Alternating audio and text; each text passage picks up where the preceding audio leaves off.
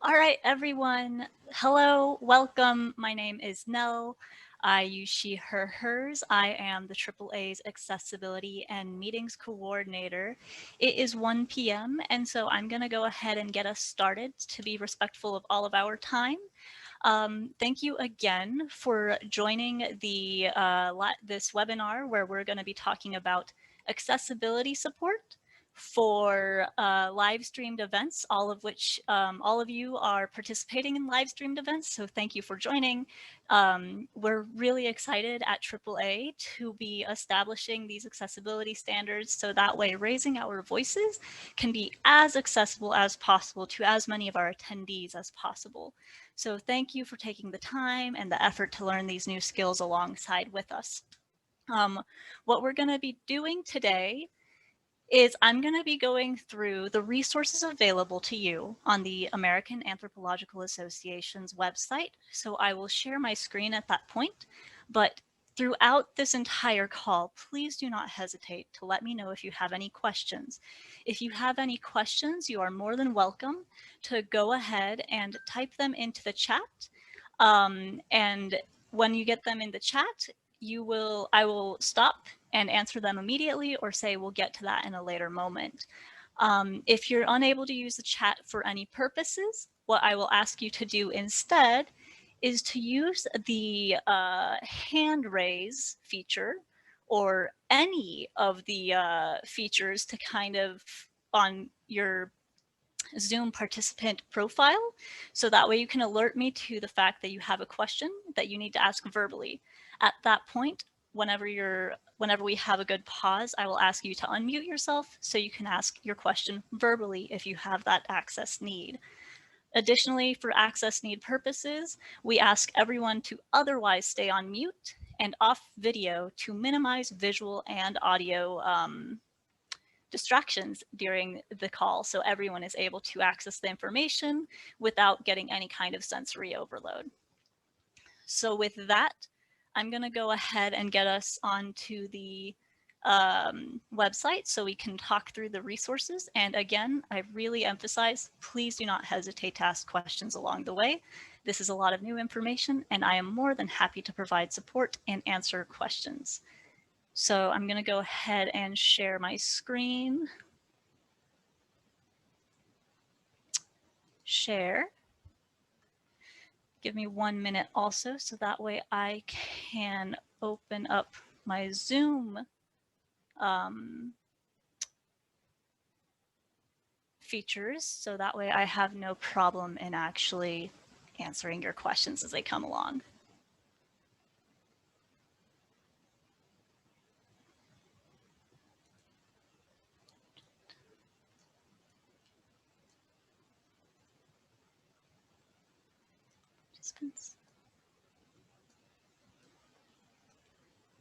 All right. Gabby, can you confirm that the screen has been shared for me, please? Yes, I can see your screen. Thank you for that confirmation, Gabby. So on this page, we have entered the American Anthro homepage. And what I'm going to do is take us to the accessibility section of our webpage, which you do by clicking on Attend Events and then selecting Accessibility.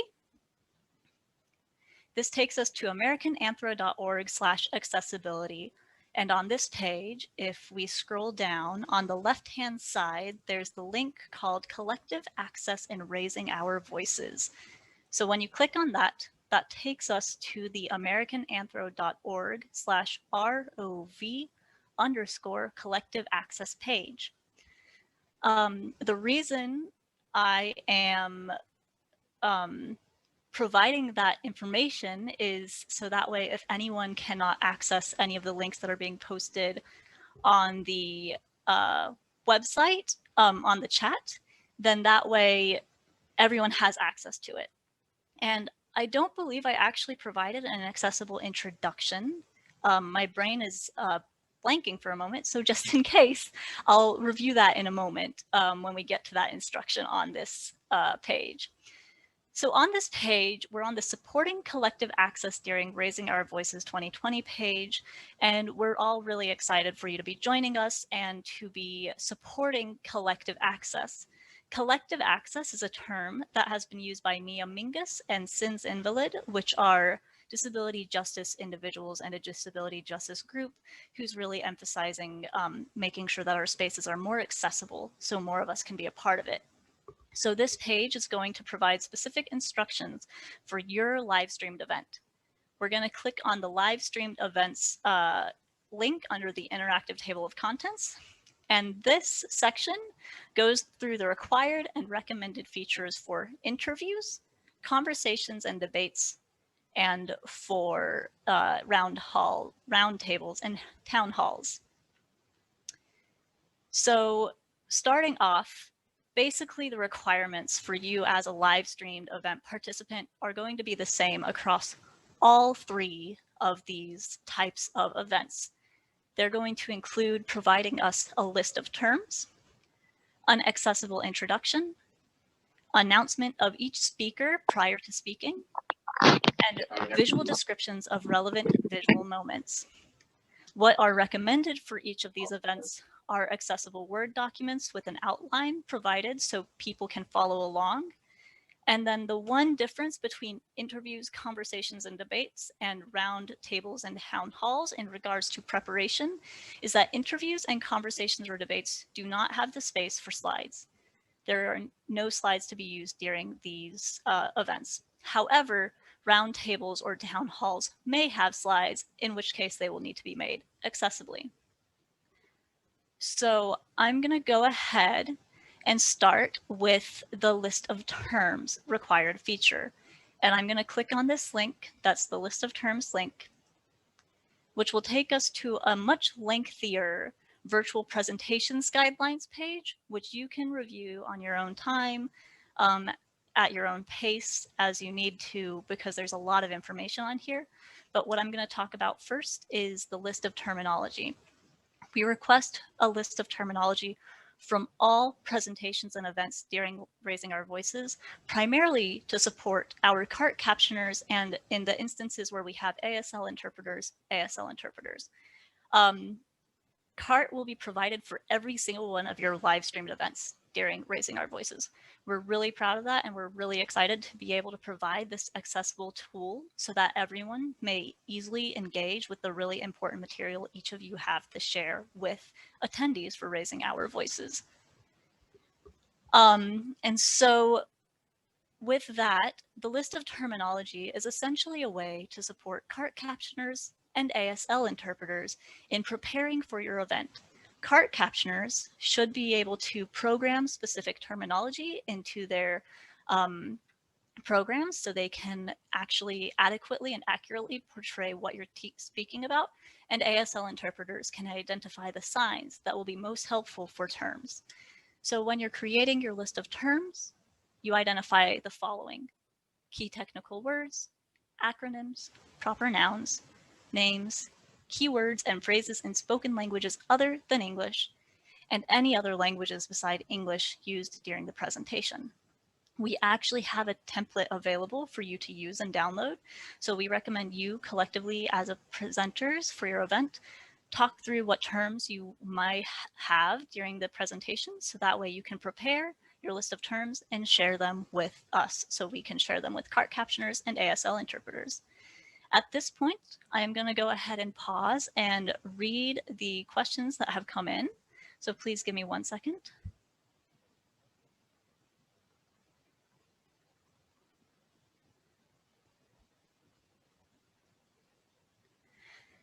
So the first question is what is required regarding accessibility, and that question you may find the answer in the required list for on the previous page on the collective access page, which is americananthro.org/ROV underscore americananthro.org/ROV underscore collective access. And so as I stated, list of terminology, accessible introductions, and reminding who is speaking as you switch between speakers, which I'll review that in a moment. The next question is, given how the AAAs keeps listing accessibility as a major expense for this conference, will the AAA release the full budget for this conference? That's a really good question. I will have to address that at a later time. And then the list of terms is on my bulleted list of items I need to do for the conference. Am I to do this for the entire panel or just for my own portion of the roundtable? As a group, you are supposed to address collectively all of your list of terms. We want to provide one list of terms per presentation for the CART captioners and ASL interpreters. That way, it's going to really support them to follow throughout the entire event instead of having to piecemeal the pieces together. The next question is, do the list of terms need to be keyed to each participant? Jane's terms are X, Y, and Z. John's terms are X, Y, and Z, or can they all be combined? They may all be combined. If you want to divide them, and so that way it's clear who is providing what list of terms, that is going to be really helpful. And so you're welcome to do that, but that is not a requirement. So thank you for your questions. And we're going to go ahead and move on to the second requirement for live streamed events. So the second one is actually accessible introductions of all speakers. And I think I actually slipped up on this, which is to show that accessibility is honestly a learning process for a lot of us and something that is a skill that you have to practice. So I'm going to provide an example of an accessible introduction.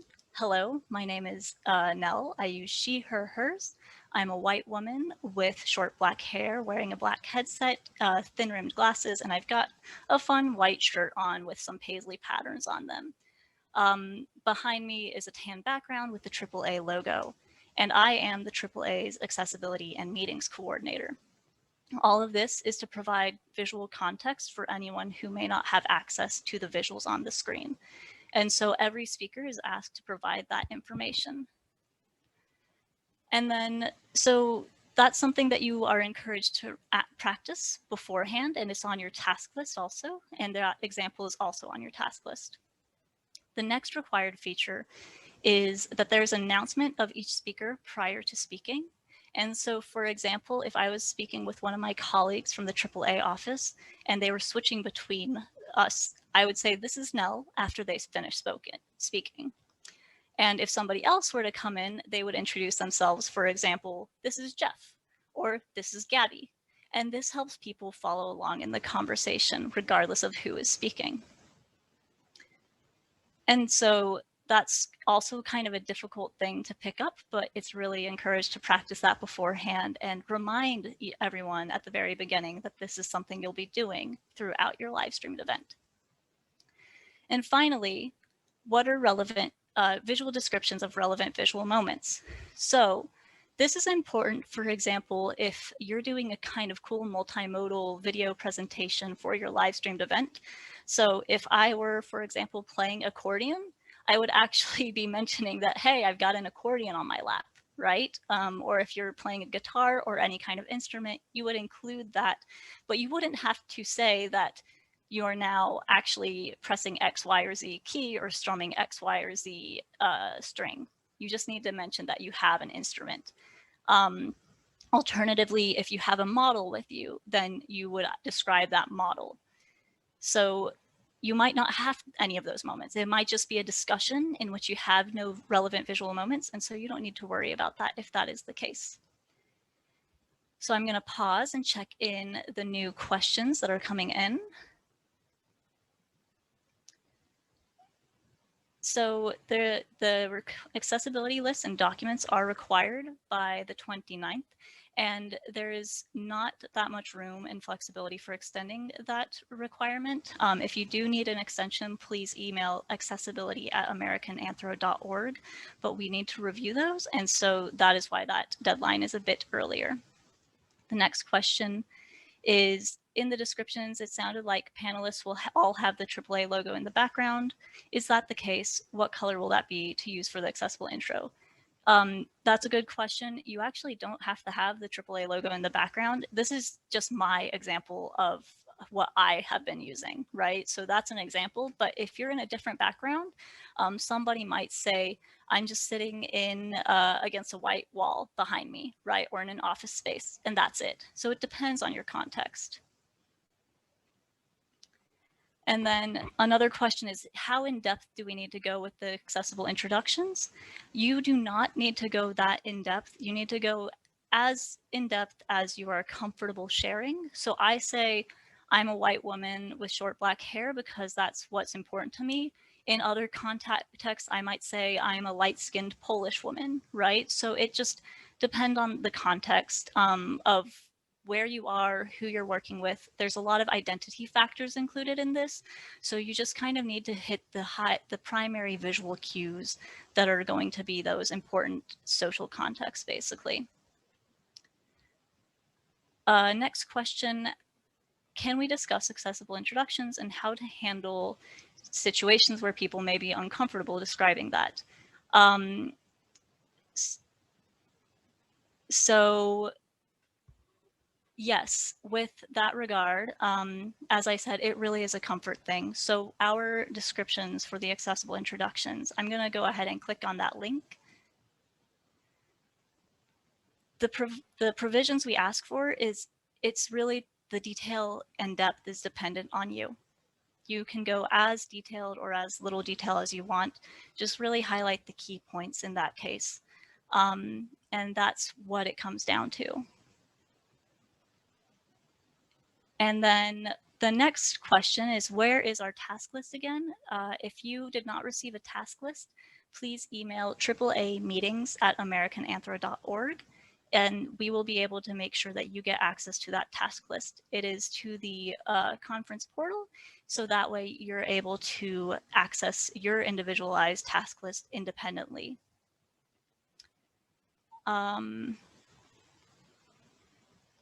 So I hope that addresses all of those questions. If I didn't thoroughly provide that answer that you needed, please feel free to repeat that.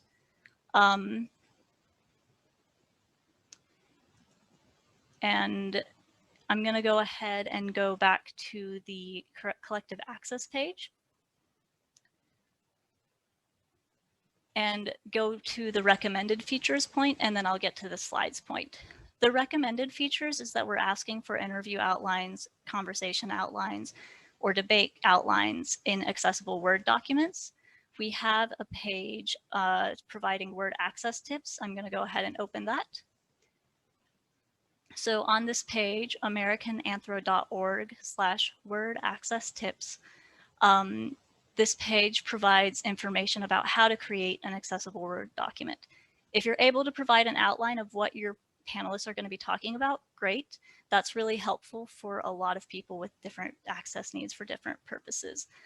It can help people kind of keep track of where you are in your conversation and really make sure that they're able to join in and follow along.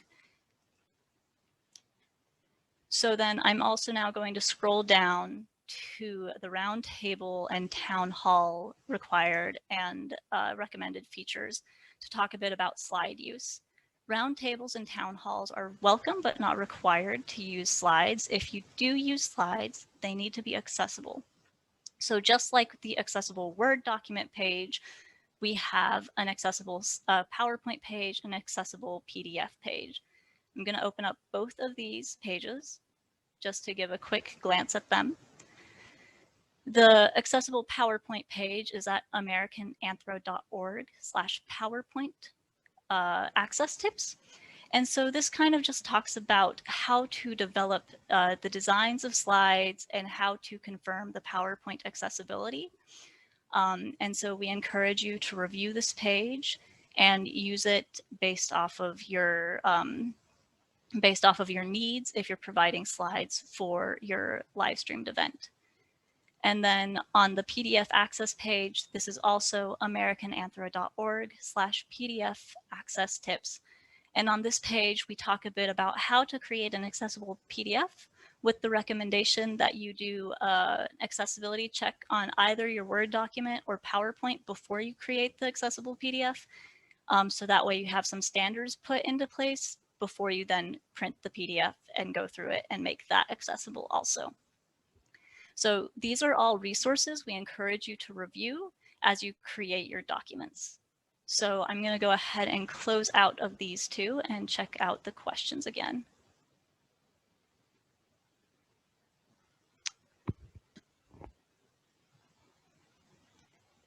If you have any concerns about the timing of your task lists and requirements, please email AAA-meetings@americananthro.org, which has been added into the chat box.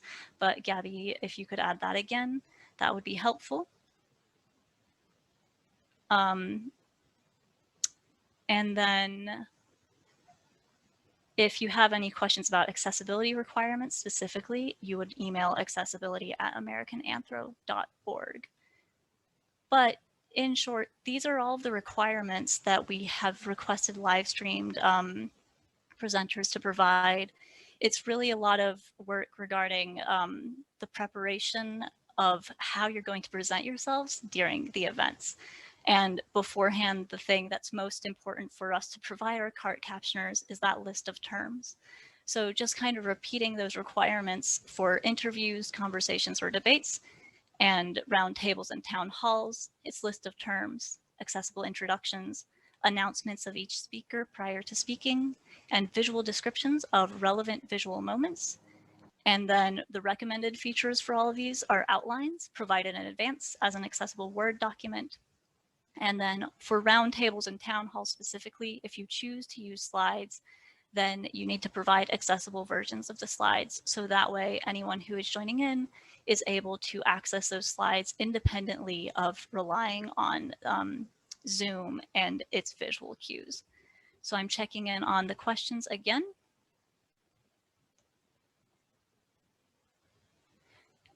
Question on, do the requirements for roundtable apply for live presentations at symposiums? I will need you to repeat what symposiums you're speaking about, and that will help out.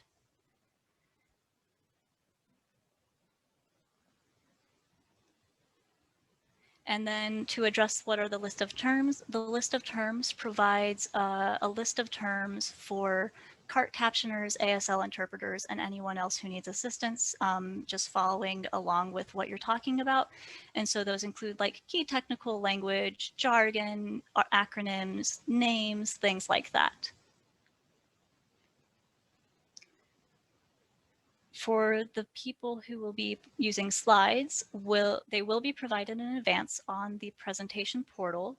And will presenters be the ones sharing their screens during Zoom with those slides? Yes, you will be sharing your screens during Zoom. We will have more information about Zoom specifically and how to log in by the end of next week or early the following week. So at the end of the month or early November.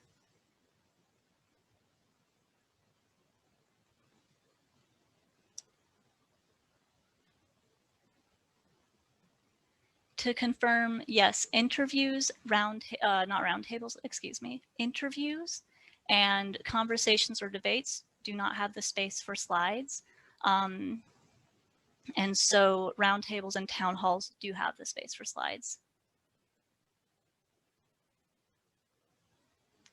And yes, so if you are speaking at the Anthropology and Entrepreneurship Symposium, yes, the list of terminology is also applicable there. All of the Raising Our Voices live streamed events include CART captioning, and so CART captioners really will need those list of terms. Some list of terms might be really short, to be honest, especially if you're using mostly everyday language. But for those of us using terminology from our studies that are more specific and disciplinary, it's really important to provide these to support CART captioners and ASL interpreters in providing accurate information about your really important and awesome research.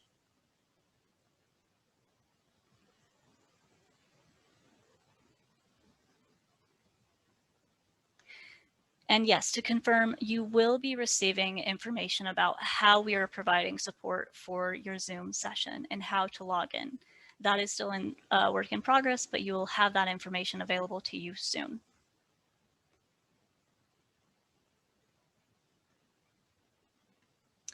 Do the CART captioners receive abstracts for things like roundtables as well? Most of our terms are probably in the roundtable abstract. Yes, they will have access to that, just as they will have access to the program as a whole, but it is really important to pull out those terms just to have that list available This is something that we've worked closely with the interpreting and captioning company to make sure that we're providing adequate support for them and their team.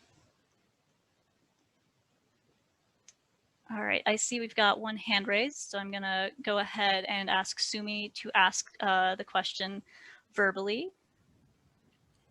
So one of the participants in my group requires the kind of guiding questions for the roundtable to be in front of her, as opposed to printed out, you know, with something where she can just follow along and look. So is it possible?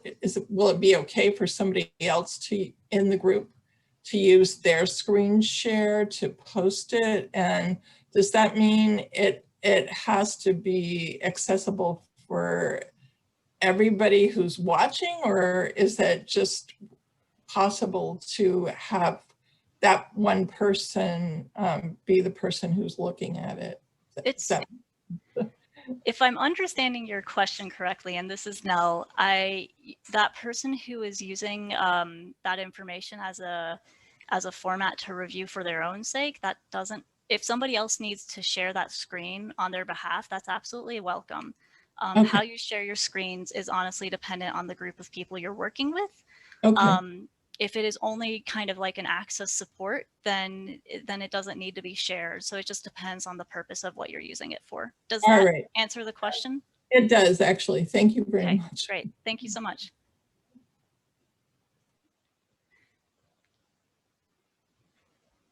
All right. I'm going to review these questions that are coming in the chat again. How different is the accessible Word document from the documents that are auto-generated when you open a new document in Word? So an accessible Word document is something you have to design. And so the way to do that is honestly doing a quick accessibility check whenever you click on search. So your new document is going to be as accessible as you make it, essentially. So then you probably already mentioned this, but where do we send our list of terms? Can I send my panelists an email to send the terms to, or should I gather them all before sending them along? For the list of terms, you as a collective group for this event are to collect all of your terms, and then you will submit them, whoever is the first user or the first presenter, excuse me, on your panel in the task lists for the speaker portal will provide that list of terms on behalf of everybody. This is to help keep all of those in one location to provide support for the CART captioners and ASL interpreters.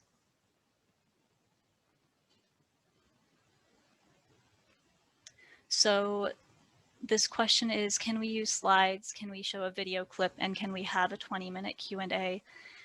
Slides are welcome for the roundtable and town hall videos, regardless of the type of event you're providing. Is in order to, you must make sure that video has captioning in some sort. Captioners actually are not required to caption that. So if you have subtitles available for that video, that is really important. Or if you don't have them, you may send that video captions as well to us. But you also need to provide visual descriptions for those video clips. So for example, if you were showing a quick video of some field work out at a theme park, for example, you would briefly describe the scenes that are going to show up on the video and if there's any changes between them before starting the video. And yes, please do have a Q&A. Q&A is absolutely encouraged.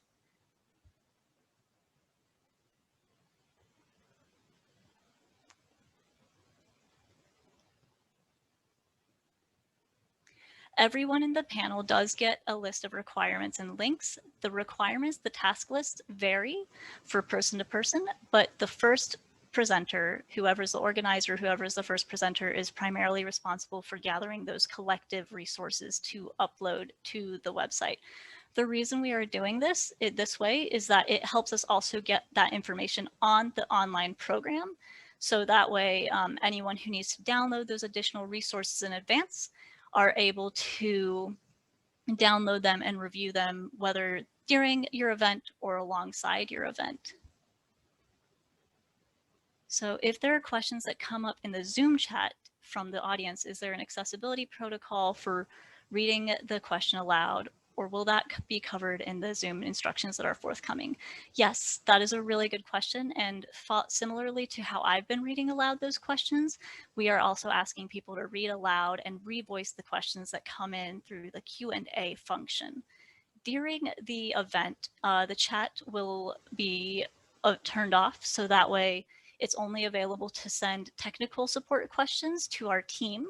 So there will always be a staff member during your live streamed event who is supporting you. That staff member will provide technical support for any of the attendees who join that Zoom call. And so the way we are going to be encouraging attendees to engage with you as presenters is through the Q&A format. And that way you'll be able to keep all of your Q&A in one section and answer that Q&A one by one using the Q&A format of Zoom. Can you explain how much detail should be included in the conversation outline, knowing that the conversation won't be totally predictable?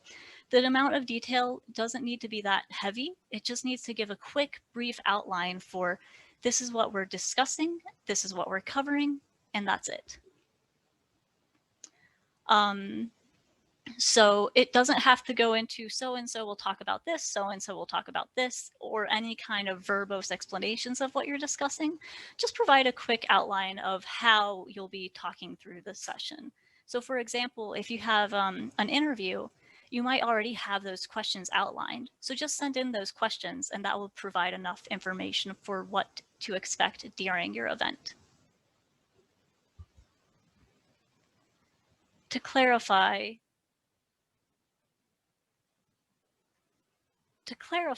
the organizer for each is responsible for sending, for each session is responsible for sending the term list for each session. Yes, if you are the organizer, if you are the first presenter, you are responsible for that, and that is available in your task list.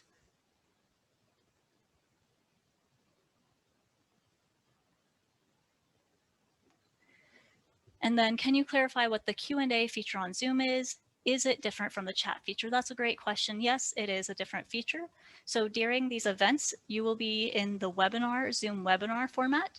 And so you as a presenter will kind of be on a stage green room kind of space where you'll be able to talk with other presenters, and attendees will be offline without any kind of video or microphones available to them unless access needs are requested to provide that support, in which case we'll provide that. But you as presenters will be in a green room of sorts where you will have access to both the chat and the Q&A.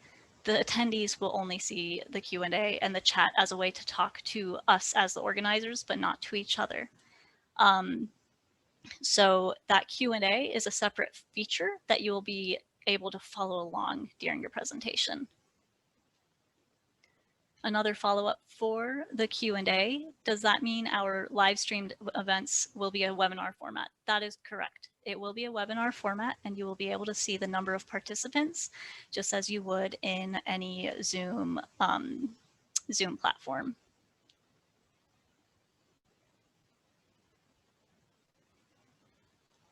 And then this question regarding being the first presenter, but not the organizer. The first presenter is, however it was organized during the submission process, that is the first person who showed up. If you are not the organizer and do not need to be responsible for that, please reach out to us at AAA-meetings@americananthro.org, and we'll be able to talk with you and work with you to see what happened there to get that responsibility onto the right person. Could you explain how the Q&A will work in terms of when that feature would be available?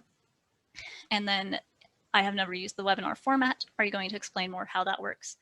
The webinar format is the same as Zoom meetings in that you will log in as you would for any Zoom meeting. You will be given a specific link to your webinar as a presenter, which you will receive at a later time when we have all those Zoom meetings scheduled. You will log in using that link, and then you will be basically using the exact same platform as Zoom meetings, but instead of having all attendees who be a part of that meeting, within the video and microphone capacities, it will only be the presenters. And that feature for Q&A will be available throughout the duration of the event. Should we explain how the chat and Q&A feature work at the beginning of the webinar so that participants know how they should use each feature? And if so, do you have any language we might use to clearly explain it to participants? Yes, we will have that language available. That is going to be part of those instructions that are forthcoming. Can we just see the number of participants, or can we also see the images and screens of participants? You will be able to see the number of participants. You should be able to see who is participating, though I cannot recall that for sure, so I'll have to double check that. And you will not see the images and screens of participants. That's the difference between a webinar and a Zoom meeting.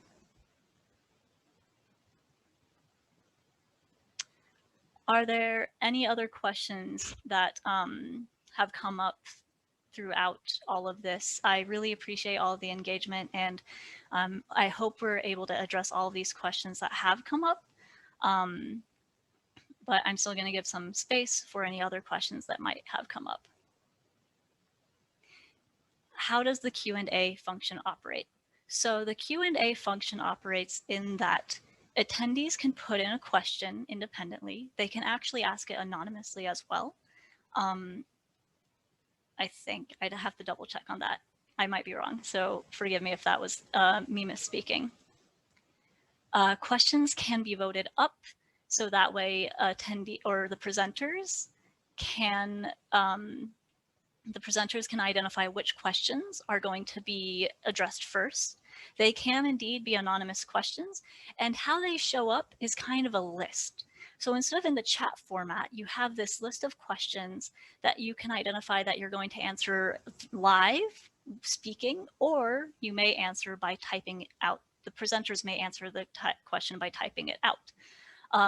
So you kind of sort through them and you can answer them one by one as presenters. So it will be important for one of the presenters, for one of the participants, to identify their responsibility in kind of sorting those Q&A.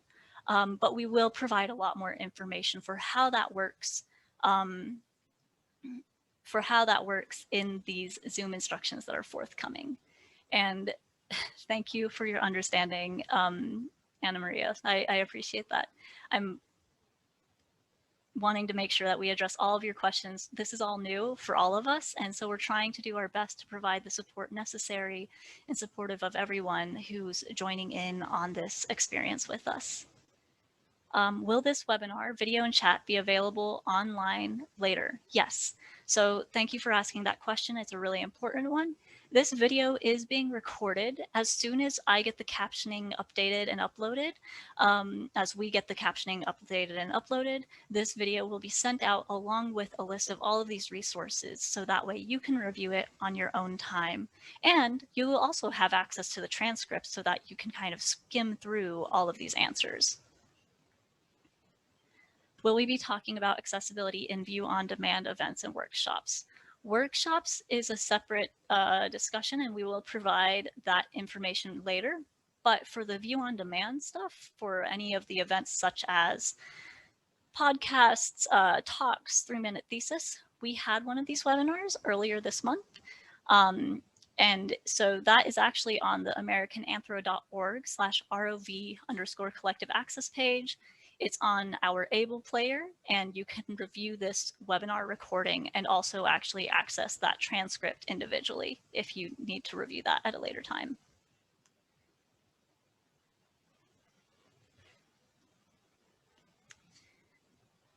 So next question is, how do I shift the responsibility for submitting these materials from our first presenter onto myself? If you could go ahead and email us at AAA-meetings@americananthro.org, we will be able to take care of that for you. Do the links provide examples of each requirement? Yes, these links do provide examples. They provide clear instructions. If you have any feedback, we welcome that. I want to always make this as clear and transparent for as many people as possible. So click through the links, review the information, take your time processing it, and feel free to ask any questions after this webinar necessary. What are the long-term plans for accessing these sessions after the conference itself is over? During the conference, we will be working to get each of these sessions up and live as quickly as possible. Part of that process is providing captioning. And so that may take us some time to make sure that we are able to get that uploaded. But once it's uploaded, you will be able to access that through the conference portal. For the long term, I will have to get back to you on that.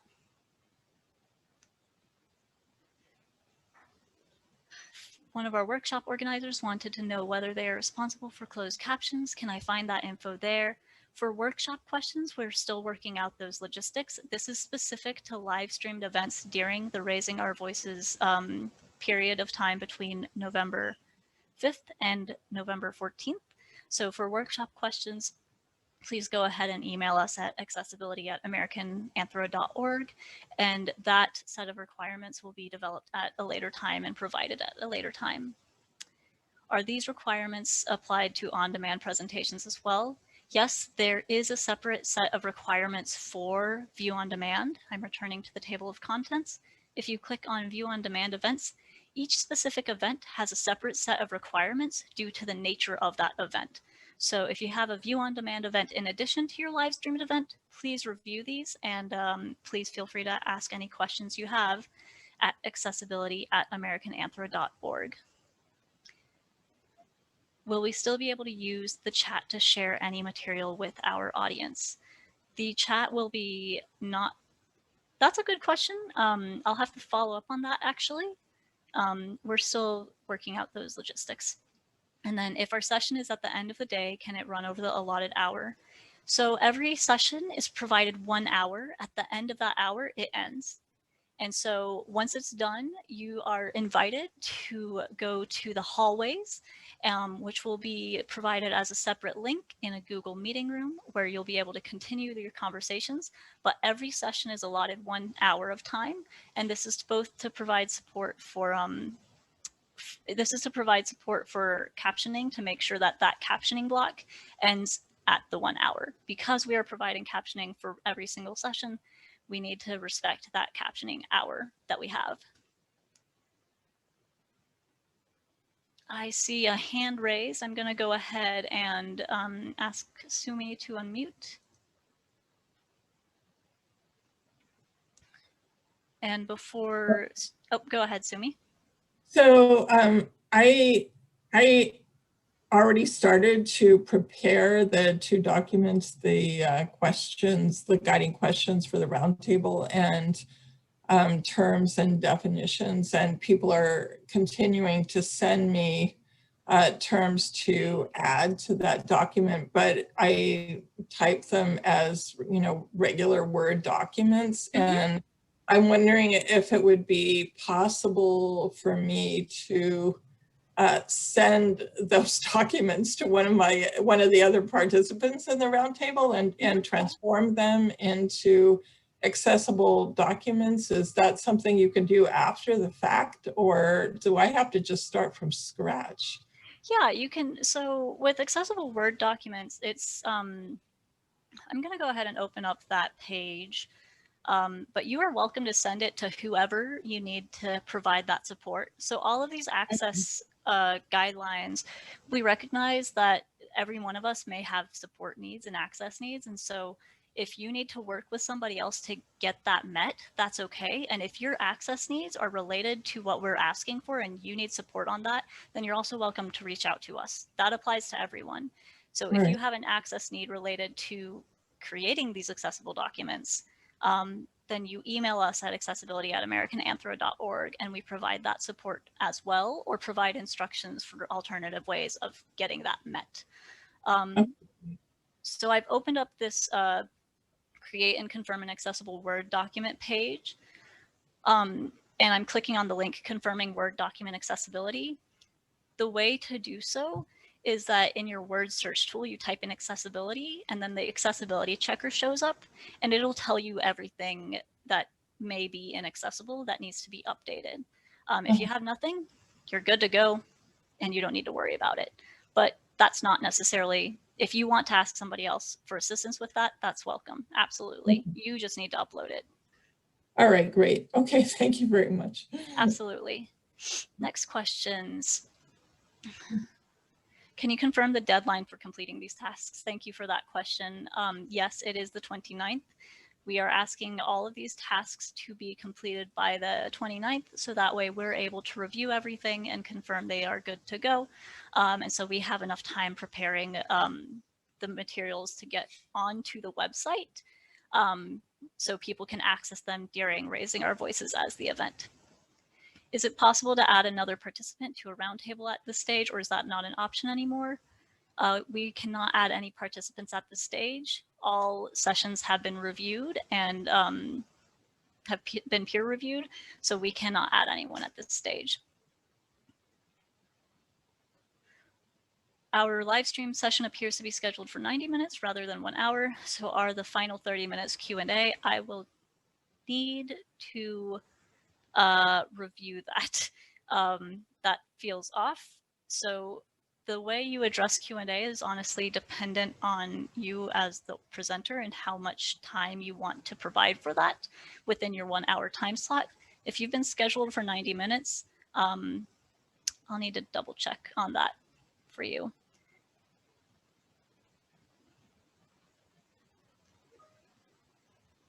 And then the list of terms is just a list of terms except for any kind of jargon that isn't naturally understood, and that does then require definitions.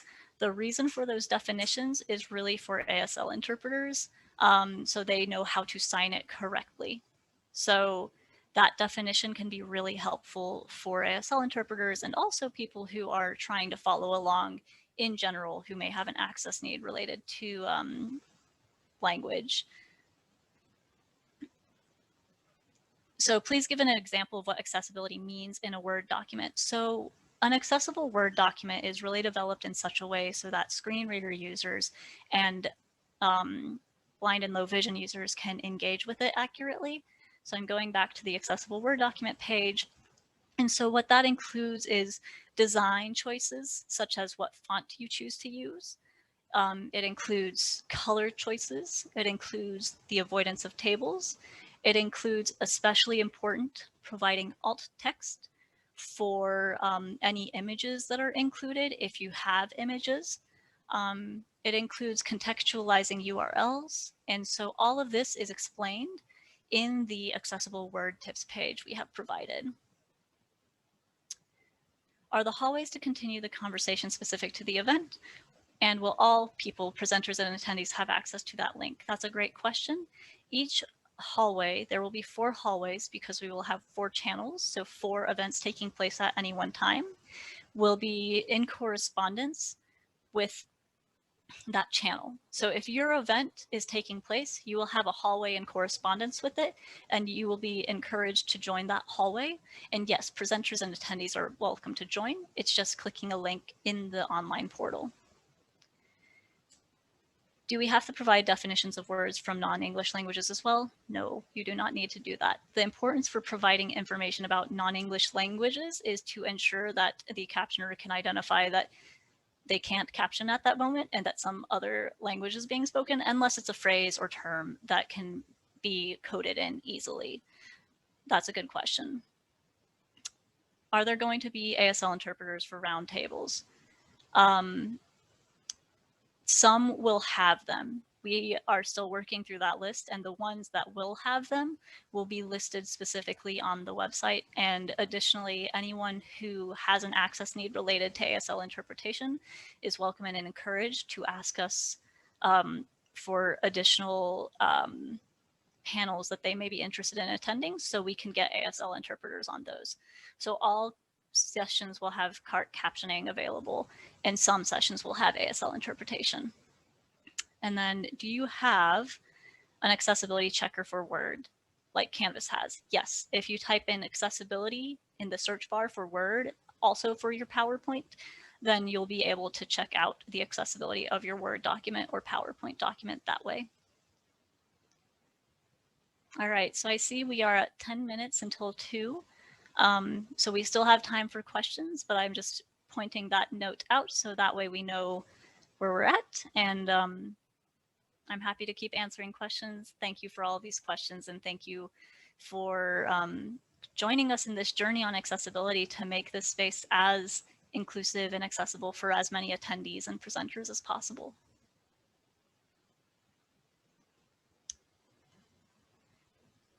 Okay, and then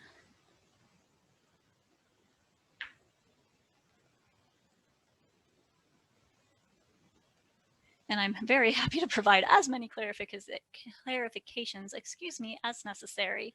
I know this is new. We all know this is new, and so we really appreciate your effort and time in learning these new skills. This is to help provide a cultural shift in supporting accessibility and these spaces in which more of us can join. So let's see here. I'm checking out.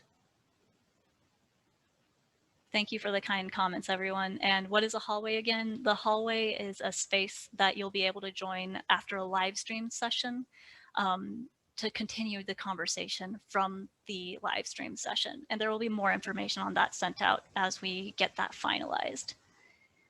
The hallway will be open between sessions and will be open throughout the duration of I believe after the first session ends and up to an hour after the last session ends, but I'll have to double check on that. Will the hallway operate like a normal Zoom session? That's a great question. The hallway will be a Google Meeting session, which is similar to Zoom, but it's a little bit different in that it also provides automated captioning. So that way, people are able to join in and engage with the social space with that automated captioning available to them.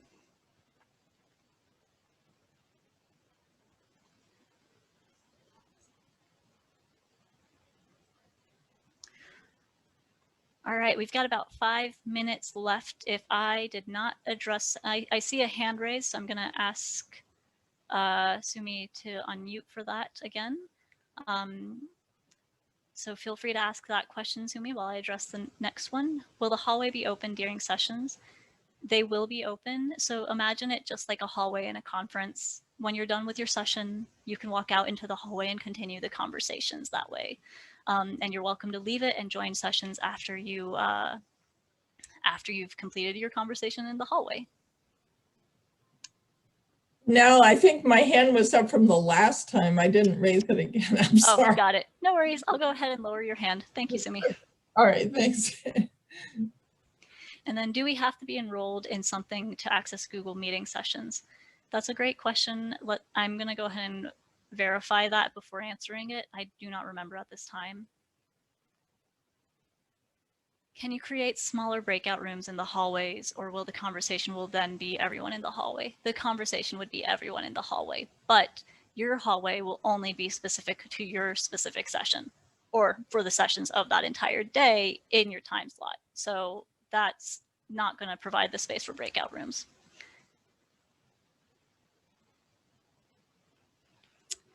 All right. So that should be everything. If you have any other questions, please, please, please feel free to share them with us. We're really wanting to make this as accessible as possible. We want to support you. We want you to learn alongside us. And thank you so much for being here, and absolutely reach out and email us at either accessibility@americananthro.org for access questions, or AAA meetings at americananthro.org for raising our voices questions.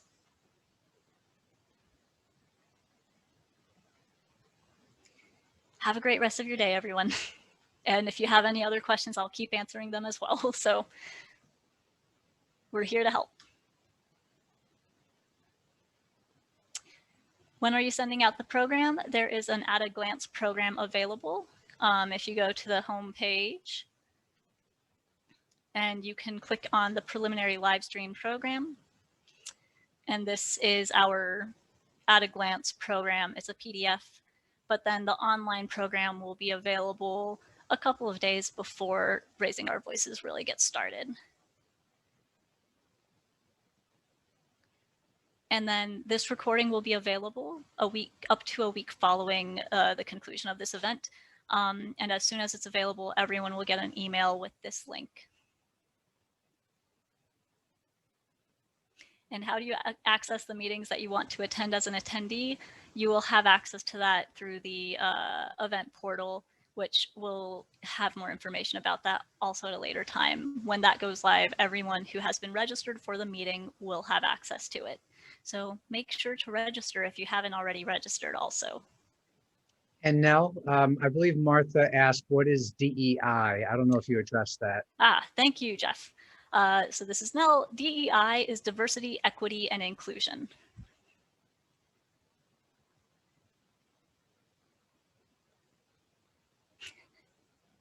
And yes, need to make acronyms accessible. Yeah, that's a great learning moment.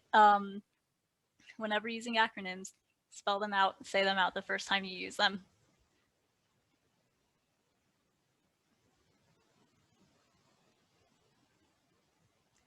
We're just going to stay online to carry in any last minute questions. But again, one last thank you to everyone for joining us.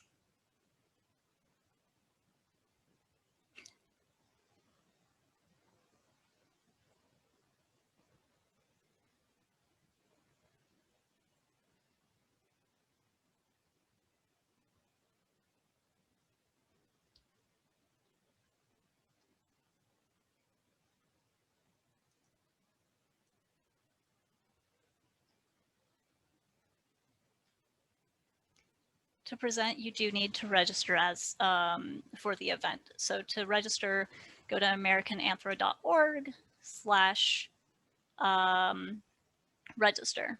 And I'm going to go ahead and stop sharing my screen actually.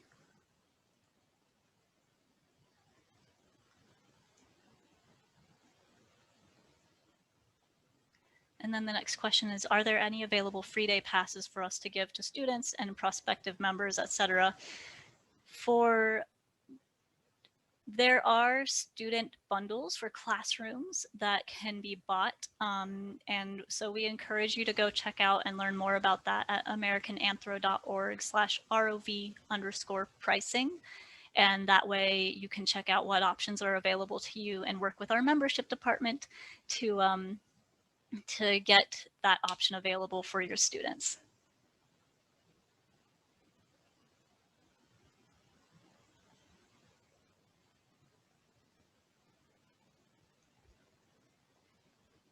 All right, with that, we're going to go ahead and wrap it up. It's 2 p.m. Thank you again for joining us, and see you next time during Raising Our Voices in just a few weeks. Thank you.